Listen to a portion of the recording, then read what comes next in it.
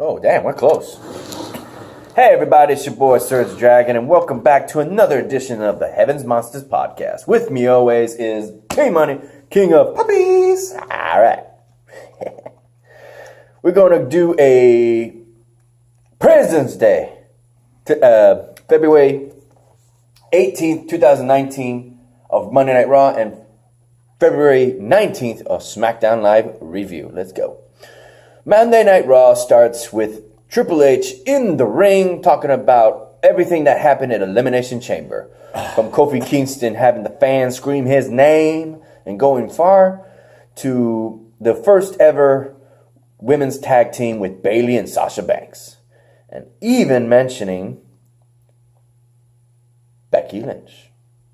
And how his corporate side is saying that if she is found in the ring at any time of WWE, she will, and assaulting somebody, she will be charged with assault, batter, and whatever else, and will be fined and be in prison. But the wrestler and fan in Triple H is saying that was badass. You know who's the originator of all that stuff that Becky Lynch is doing? Ooh. Stone Cold Steve Austin. Hell yeah. They need to make her to a female version of Stone Cold, but... Are they now? Yes. But all the right road, the right direction. The only thing you don't see Becky Lynch is doing is come out in a big beer truck, again, a big old beer hose, and spraying the corporation. Yep. That or any four-wheelers. Yeah, well, you don't see them with four-wheelers. Monster truck. Yeah, monster truck. Or what do you call those four-wheel motorcycle-looking things? ATVs. But ATVs, but you don't see him wearing, that's nothing, but the biggest thing they talking about is monster truck. Hell yeah. And a limousine monster truck. Hell yeah. You need to show me that later. I don't think I've seen that. The limousine monster truck or he sprayed the corporation?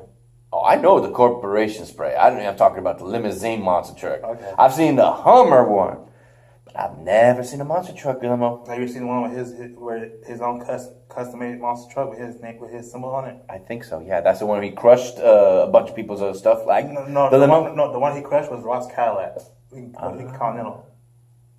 So he's got a custom one. Yeah, they made him one. Yeah, you guys show me that later.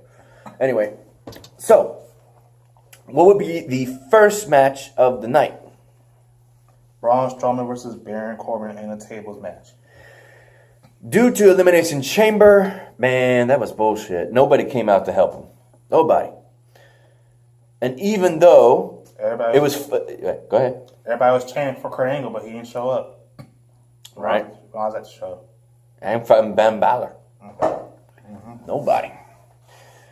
But with the rules of tables match, all rules were thrown out the window once again. In which case, Drew McIntyre and Bobby Lashley came out once again. Mm-hmm. Nobody came out to help him still, which sucked. But Baron Corbin was ready this time. He beat up everybody, and I mean everybody, and was able to take Baron Corbin over his shoulders and run him straight into the table that was hanging on the corner of the ring. Got the win. Redemption for the monster among men. And the next match would be...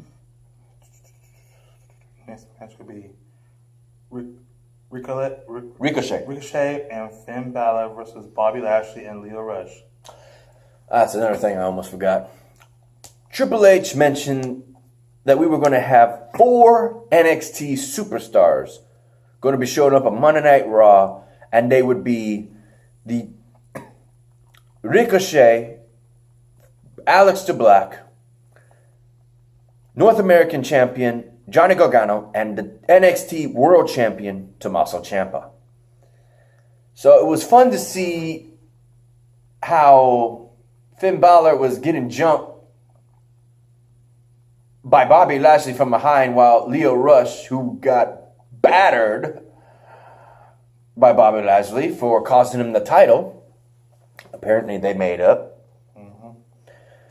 Ricochet would come out to aid Finn Balor, ultimately getting the win in that tag team match, showing him why he's known as the one and only. Ricochet. I can't help it. Every time I hear Ricochet, I'm thinking to my high school days, waking up in the Saturday morning, watching Mucha Lucha, and you're hearing Ricochet. That was a cartoon back in the day. Same lineup as Looney Tunes, Lunatics, which was an action-packed of Looney Tunes with superpowers in the future, and all that Shaolin Showdown, and Mucha Lucha, Pokemon, all that good stuff. I miss those days. Anyway, next is Lucha House Party versus Zack Ryder and Kurt Hawkins. I'm going to sum this up. Kurt Hawkins didn't get the win. He's still on the losing streak. This would be breaking news if it was the fact that he did win. But he didn't. Keep trying, Kurt Hawkins. Keep trying. You got your boy, Zack Ryder. The Edgeheads. Yeah, buddy. Major Brothers. Major Brothers. Yeah. I call them Edgeheads. That was the most iconic name. Edgeheads. Now they're the Toy Fanatics. I'm gonna see y'all just get this. I'm gonna see y'all something funny. Y'all gonna laugh at this. Okay. Okay. The next match is the Revival versus Johnny Gargano and Tommaso Ciampa. See, this time I actually got the names because I've been watching NXT. He don't, so he don't know that name. I've been watching. It's pretty rolls off the tongue. Johnny Gargano. Sounds a little Spanish for me, so I guess I got it. Some Spanish names I can't do, like at all. Like that Humberto Caleno. How you pronounce his name? Humberto. He's on NXT and now on 205 Live, but we'll do that later. So, okay. So it would be Tommaso Ciampa, Johnny Gargano on Monday Night Raw for fighting against their. When they were known as DIY, and they were good friends. They're not exactly good friends. They're frenemies right now. Fighting against the Revival and showcasing that the Revival, as the Raw's tag team champions, ain't got nothing on the former tag team champion wielding DIY. Ciampa and Johnny Gargano got that win and humiliated Monday Night Raw as NXT's representatives. And this wasn't anything saying that they were coming to Monday Night Raw or SmackDown. Like Heavy Machinery, Lacey Evans, Nikki Cross, EC3, and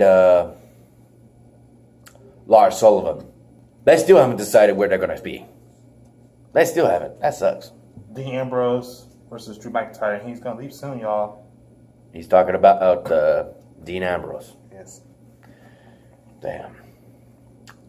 Honestly, it was Drew McIntyre who was issuing a challenge for Triple H to fight Seth Rollins to get his spot at WrestleMania, to prove that he deserved it more than Seth. Here comes Dean Ambrose saying, I got nothing tonight. How about you fight me? And just smacks the taste right out of his mouth. And Triple H is like, you want to fight Seth still? Or you want me to change the match to Dean Ambrose? He goes, change the damn match. So we get Dean versus Drew. And boy, it was not how we thought it was going to be. No, Drew McIntyre whooped Dean Ambrose's ass with 2 claymores. One was bad enough, but he wanted that exclamation point. And you know she had to feel bad watching her husband do that. Renee Young had to feel bad, but she had to do her job. Yep. Shit. Damn. Dean Ambrose is just not coming up. He's been on a losing streak. After he went particularly babyface? I think. I don't know. Yep. That was kind of weird, though. No, he just went babyface. Go next. Dean Ambrose versus the. We just talked about that. Oh yeah, my mind messed up. Elias Sampson versus the debut of Aleister Black. He was having a field day because he didn't like the city he was in. People always interrupting him. And here comes Aleister Black issuing a challenge saying if you're having an issue with wanting to take a nap, because that's what he was saying. He said, I'd rather just be knocked out right now. We're not talking about that right now, but the fuck? Biker Mice from Mars movie? I mean, I've seen people mention it here and there. Like it's relevant still. Yeah. Even though it's an oldie and it got a remake. Yeah. Anyways. Damn. Anyway, so it would be Aleister Black saying that if you want to be put to sleep, I have no problem fading you to black. And it was like, that's his thing. Because he's not good, he's not bad, he's in between. And sure enough, in that match, he definitely fade to black. Is his roundhouse back kick straight to the head. You can hit the jaw, you can hit the face, you can hit the temple, you can hit the back of the head. It don't matter. Hit the neck, it's still gonna hurt like a mother, knock you out. And that's what he did. Elias, fade to black. Next, Ronda Rousey versus Ruby Riott for the WWE Raw Women's Championship. It was already a 90-second. My boy Mike Henry had it on the freaking stopwatch because he's the timekeeper for these matches. He likes doing that. Shout out to a boy Mike Henry and Xavier Hill. This link to their YouTube pages will be in the descriptions down below. And there's a shout out to our boy Delvin, Andre, Renee, and Pharaoh, the remaining cast of the Heaven's Monsters podcast, and Chris Petrie. Almost forgot you, bro. Didn't do. I didn't. It would be the fact that she beat her at Elimination Chamber. Ruby Riott lost in 90 seconds. Was running around, but the second she got that arm, whoo, you done. This time, it wasn't that easy. She gave her the run of the money because she was kind of ready for her, but still, Ronda Rousey was no slouch to an open challenge right after she defended it and got attacked by Becky Lynch. In fact, that kind of motivated her to freaking make her not only get hit by Piper's Pit finisher move, but then made her tap out just out of spite. And then her two friends, Liv Morgan and Sarah Hogan, right? Sarah Hogan. Sarah Logan. Oh, Logan. I'm getting mixed up with Kiera Hogan from Impact. Yeah. Logan. I should have got that name. It's freaking Wolverine's name. Sarah Logan gets. They try to get Jumper and they just get knocked the hell out. That's the. Yep. That was the end of the show. Damn. Left on that now. All right, we'll be back with SmackDown Live. And we're back with a little difficulty, but we're back. So SmackDown Live on 19th of February 2019 starts with Shane O'Mac talking about all that the show was going to be from the Elimination Chamber and how it was funny because he was going to mention all this good stuff going around, saying that Kofi Kingston and Daniel Bryan, but then The Miz, that's right. The Miz comes out saying that it could not wait, saying that he did use him and that he wanted to try and be the tag team. The Usos came out and that you said that if y'all think y'all can be the best tag team in the world, then you're more than happy to try again. And then they're like, but Shane, you know your partner Miz is a loser, right? And they were just ranting everything that I would say. I was like, yeah. But he's trying to be a babyface. That's the thing. That's the only difference. If he was being a heel, I wouldn't mind. But it was like, Shane will speak up on Miz's behalf. And he did. Yeah. And they're going to fight. They're going to fight again at Fastlane for the Tag Team Championships. And prior to that night, we would have once again, from Monday Night Raw, the NXT superstars coming to SmackDown. Ricochet, Johnny Gargano, Tommaso Ciampa, and Alex the Black. What was that? Sorry.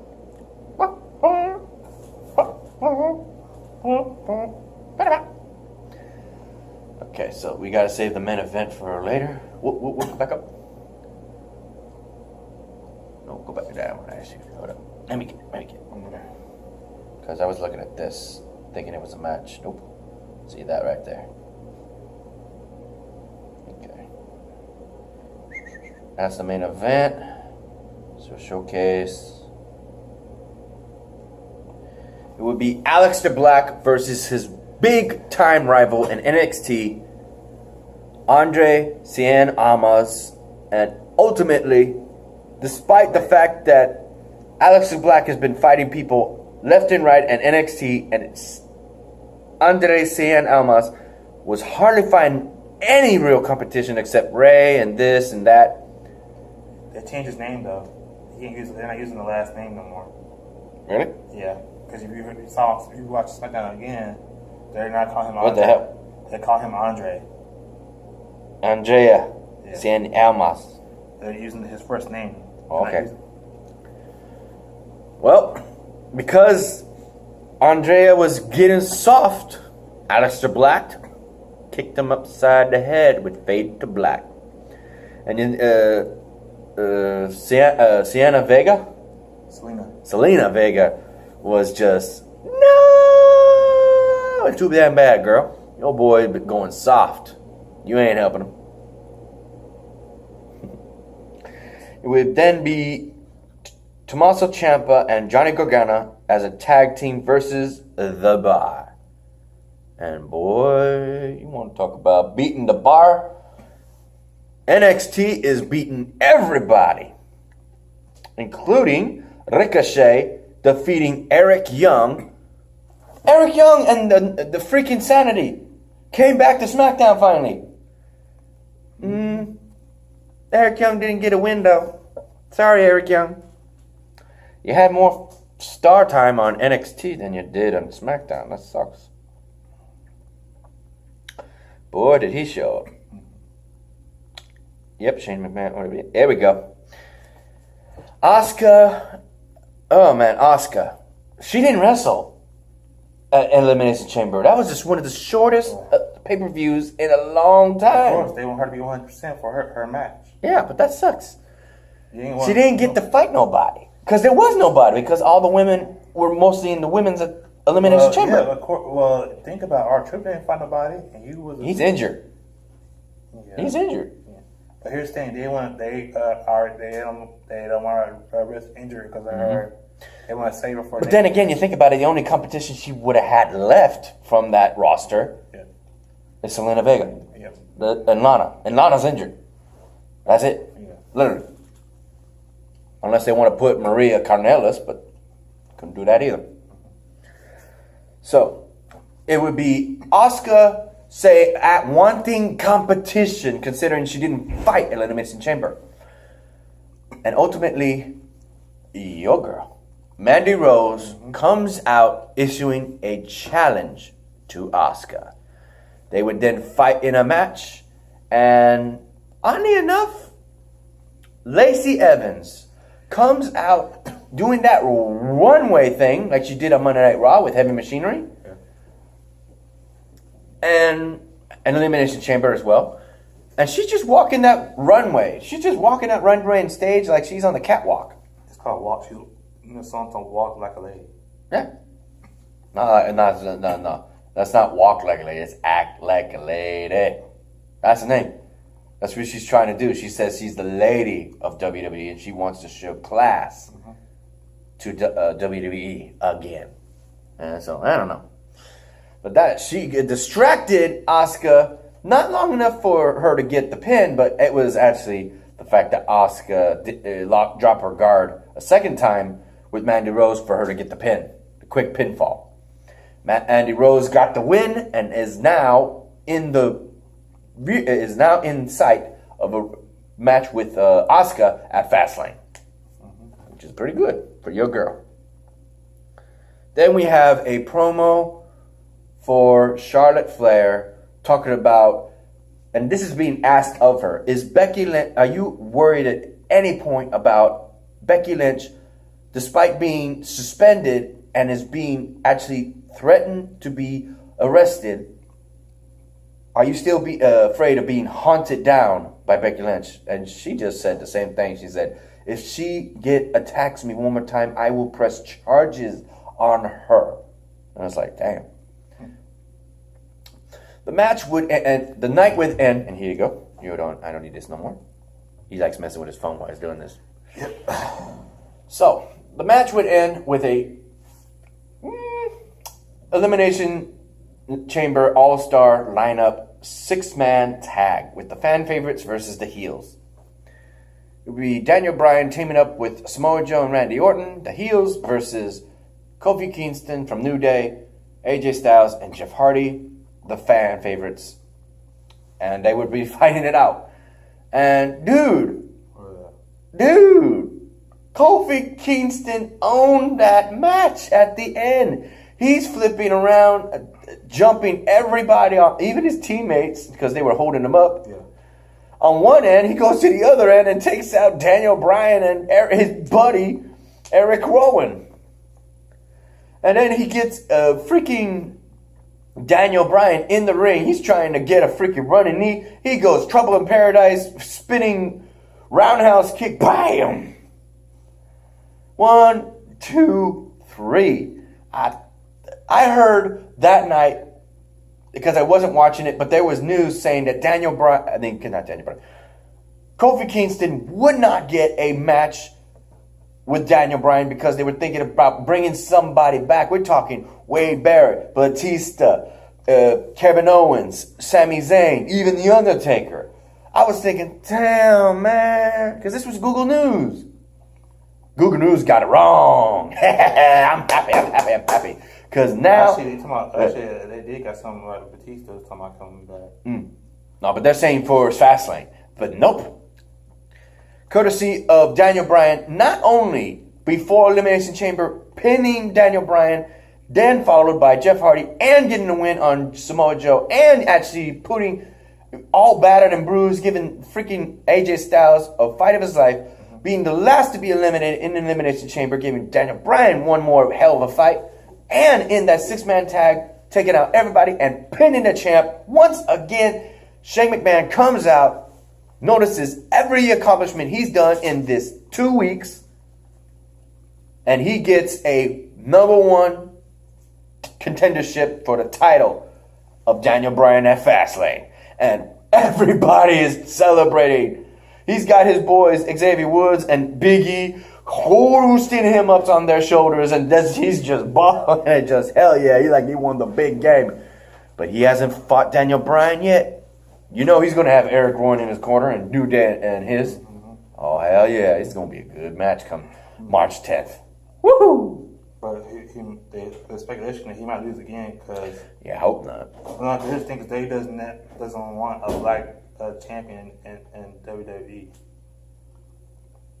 And that's been the issue for years. Fuck that shit. That's been an issue for years. Fuck that racist shit. Kofi for WWE champion. Woo! Because whole thing they don't believe, they never did believe in years to doing that. If you're half Samoan, yeah, you can do that. And if they brought back the World Heavyweight title, yeah, they let you be they let a black champion have that title. Let Kobe be the first. Yeah. No, I'm talking about we're not the WWE. I'm talking about the World Heavyweight title Booker T held. That's what I'm saying. And Mark Henry too. But he wasn't the first. Kofi Kingston wasn't the first. Won't be the first. Who is? The first guy to ever hold that title in the WWE, the World Heavyweight title, was Booker T when he brought it to WWE. WWE title. The championship, they won't let that happen. That's what I'm saying. Let Kofi be the champion. Yeah, but he'll be the second though. To be the black man? Yeah. Booker T was the first? No, the one who first held the title is they consider The Rock. Oh, that's right.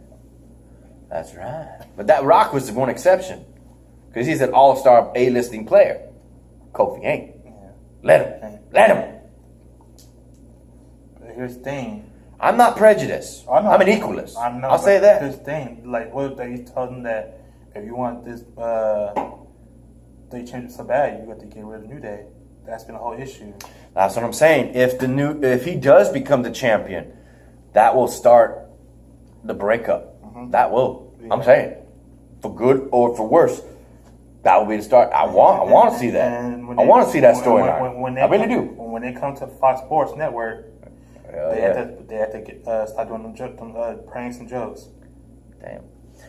All right, then, ladies and gentlemen, that will be it for the show. We hit the 25-minute mark, about to hit the 26. This is good, because we got the 205 Live and NXT episode next. So, if you like this video, give it a thumbs up. If you didn't, give it a thumbs down. Hit that subscribe button if you like the content, and hit that notification bell for the next Heavy Monsters podcast. Thank you, and good night.